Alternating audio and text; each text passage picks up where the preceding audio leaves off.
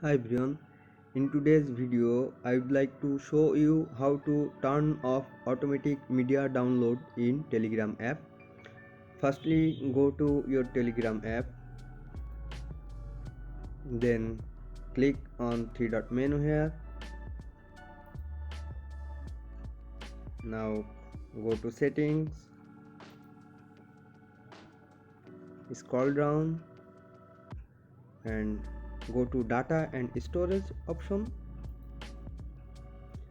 Here you can see automatic media download when using mobile data, turn it off, and then when connected on Wi-Fi, if you want to do it, turn it off. When roaming photos, turn it off. I would like to recommend you to turn this on because it will be like text only using Facebook without photos. So do as you wish, and that's it for today, and please don't forget to subscribe. Thanks for watching.